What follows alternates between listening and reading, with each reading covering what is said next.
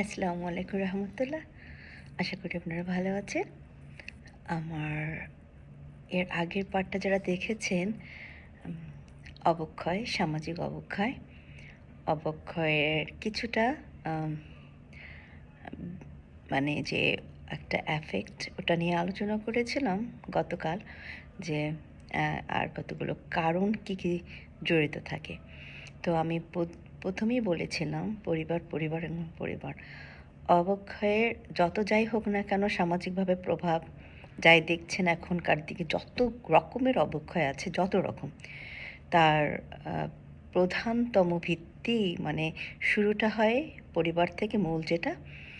আর কিভাবে হয় এই নিয়েই আমি আজকে একটু কথা বলবো। কেন পরিবার, কেন আদার কিছু নয়। অফকোর্স আদার কিছু আছে, কিন্তু প্রথম সূত্রপাত কিন্তু পরিবার।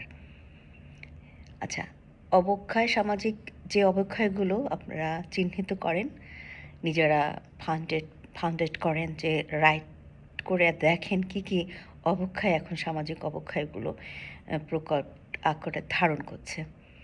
আপনারা বলেন নিষিদ্ধ কিছু খাবার, নিষিদ্ধ কাজ, এগুলো বিস্তার লাভ করা, আচরণগতভাবে মানুষের অনেক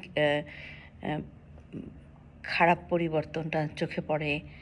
তারপরে বদ অভ্যাসগুলো আস্তে আস্তে বিস্তার লাভ করছে, যেগুলোকে মানুষ অভ্যেসে পরিণত করে ফেলেছে। তারপরে আপনারা যদি বলেন মানুষের চিন্তা শক্তি, চেতনা যেগুলো, সেগুলো আগের দিনের মতো সেই রেসপেক্টের জায়গা থেকে নেই। সব কিছু মিলে যদি আপনি অবক্ষয়ের এই ধারণাগুলো একসাথে করেন, তবে প্রথমেই পড়ে পরিবার। সামাজিকটা কোত্থেকে আসলো? পরিবার যদি আমার পরিবারটার মানুষগুলো যদি সামাজিকভাবে সেই আচরণটা না করতে পারে, তখনই তো সামাজিকভাবে তার এফেক্টটা যেয়ে পড়ে। তো একটা শিশু জন্ম থেকে একটা পরিবারে প্রথম বেড়ে ওঠে, সেখান থেকে রপ্ত করে, তারপরে সে সামাজিকভাবে তার বিস্তার লাভ করায় এবং এটা আস্তে আস্তে খারাপ জিনিসগুলো অন্য একটা পরিবারের বাচ্চাগুলোর আয়ত্ত করে। কিন্তু কিছু কিছু বাচ্চারা করে না, আর কিছু কিছু বাচ্চারা করে, ওরাই একসময় অ্যাডাল্ট হয়ে সামাজিকভাবে প্রভাব বিস্তার করে। তো আমি আগেই বলেছিলাম পরিবারটা হচ্ছে মূল ভিত্তি, আজকেও তাই বলছি সেটাই। প্রথমত, আর অন্য অন্য বিষয়গুলো তো আমরা কন্ট্রোল করতে পারি না। আপনার পরিবারটা আপনি কন্ট্রোল করতে পারেন, আমার পরিবারটা আমি কন্ট্রোল করতে পারি, কিন্তু সমাজ, হ্যাঁ, রাষ্ট্র,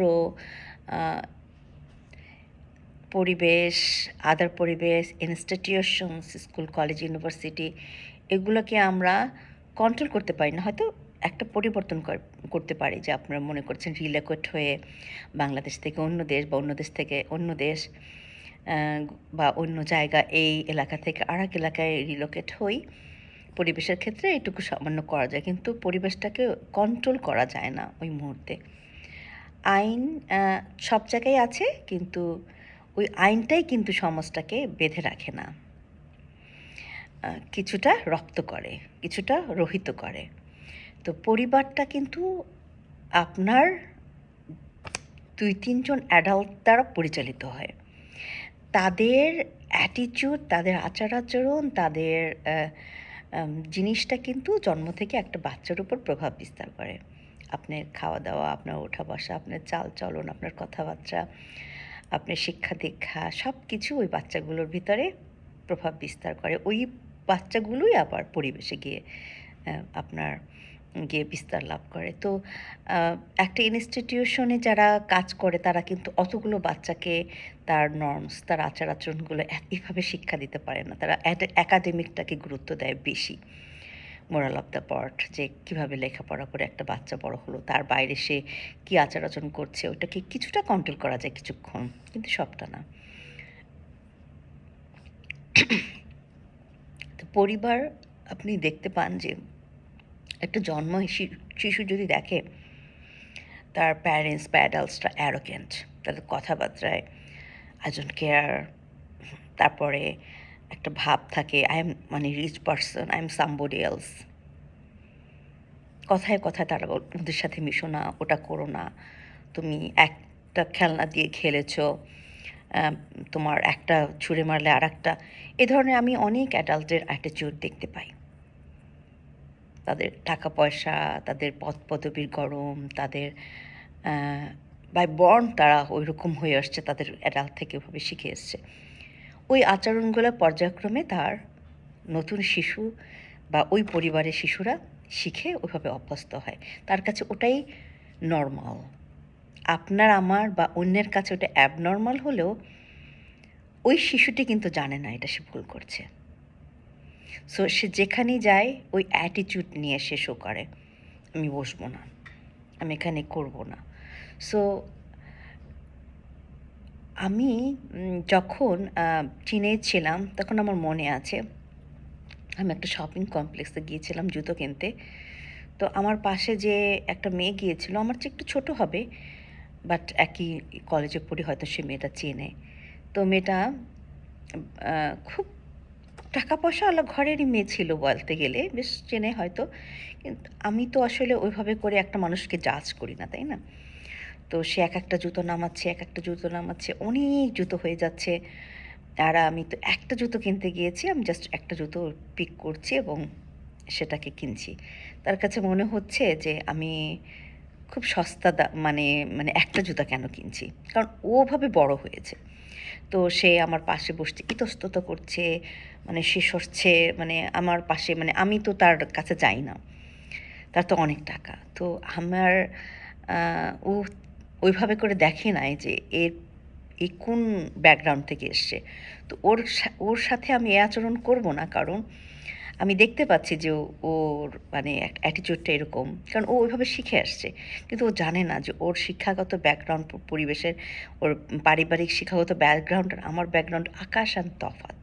কিন্তু আমাকে এই শিক্ষাই দিয়েছে তুমি হাম্বল হও।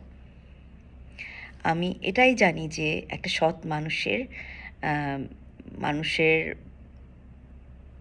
চালচলন সততার সাথে থাকলে সে কখনো অন্যের সাথে এভাবে আচরণ করে না। তো আমার যেহেতু একটা জুতো লাগবে, আমি একটা জুতো কিনবো। সে যেটা দেখছে সেটাই পছন্দ হচ্ছে। তার মা তাকে পিক করছে, সে একটা রাখছে, একটা রাখছে, একটা রাখছে, অনেকগুলো রাখছে, নিচ্ছে।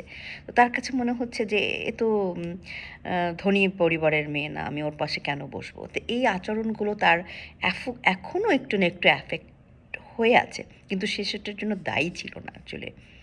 তার মা ছিল পাশে। তোর মাই বলছে যে, "যতগুলো পছন্দ করো, সে ততগুলোই নিবে।" তো কিন্তু তার পারিবারিক ব্যাকগ্রাউন্ড কিন্তু ওরকম না যে আমি আর তারা এক। কিন্তু আমার কাছে হাম্বলটা অনেক বেশি, যে আমি একজন হাম্বল, একজন মানুষ, ডাউন টু দ্য আর্থ। আমাকে ওই শিক্ষা দেওয়া হয়েছে যে তুমি লিমিটেডের ভিতরে চলবা, তোমার যে অ্যাক্সেসটুকু রয়ে যাবে অন্যকে তুমি তাই দিবা।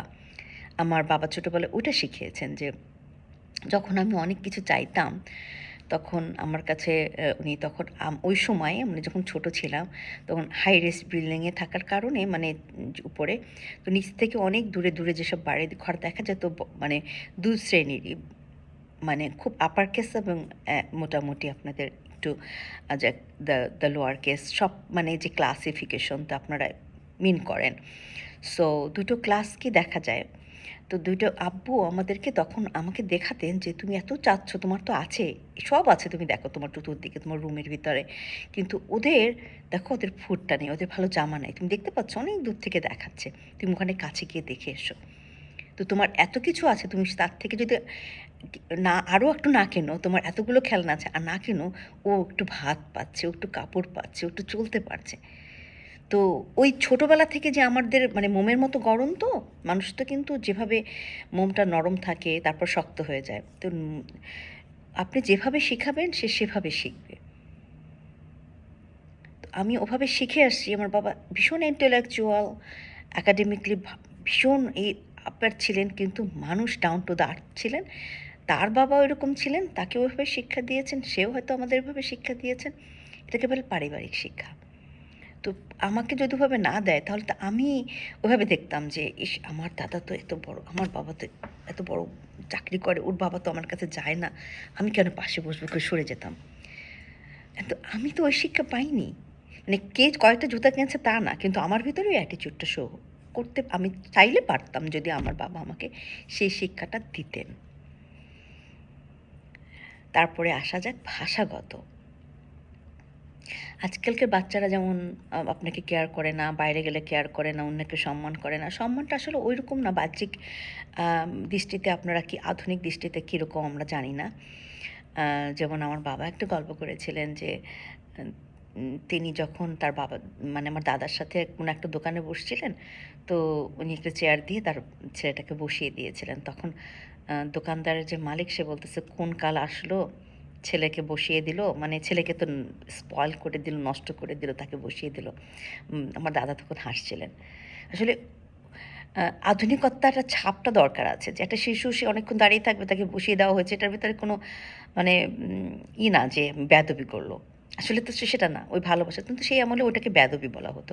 কিন্তু এখন তো আপনি আ পা তুলে আমাদের দেখা যায় যে আমরা প্রিন্সিপালকেও ভয় পাই না, তাই না? পাটা তুলে উপরের দিকে চেয়ারে বসছে বাচ্চা-কাচ্চা। কিন্তু সব পরিবারের বাচ্চারা তা করে না।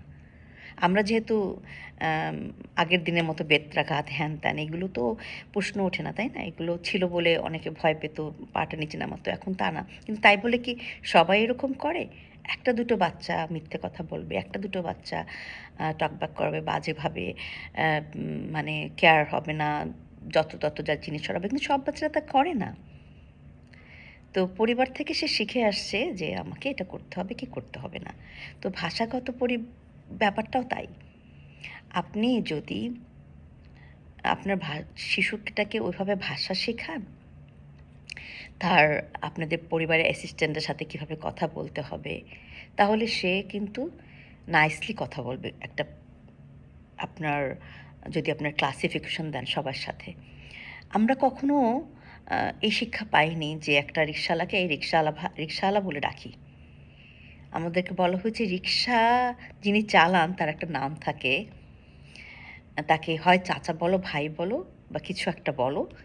কিন্তু যেহেতু তুমি তার নাম জানো না, কিন্তু "এই রিক্সা যাবেন?" এই কথাটা বলো না। কিন্তু আমাদের সময় আমরা সবসময় দেখতাম, "এই রিক্সা যাবে? রিক্সা কিভাবে যায়?" তো পরিবার, আমি যদি ওইটাই শিখতাম তাহলে আমি ওইটাই বলতাম। কিন্তু আমার পরিবার থেকে ওটা শেখানো হয়েছে, তুমি একটু বয়স্ক দেখলে বলবা, "চাচা যাবেন?" একটু অল্প বয়সী দেখলে, "ভাই যাবেন?" বা "বাবা যাবেন?" ছোট দেখলে। তো এতটুকু একটা কথায় কিন্তু মানুষের অনেক কিছু উম বের হয়ে যায়, তাই না? এরপর ধরেন যে গরিবদের দেখলে একটু হলেই কলারটা ধরো, মারামারি করো, একটু ভুল করলে ওরা ভুল করতে পারবে না। সব ভুল করব আমরা। আমি আবার আসছি আমার ক্লাসের পর। ক্লাস শুরু হয়ে গিয়েছে। আমি আবার পরবর্তী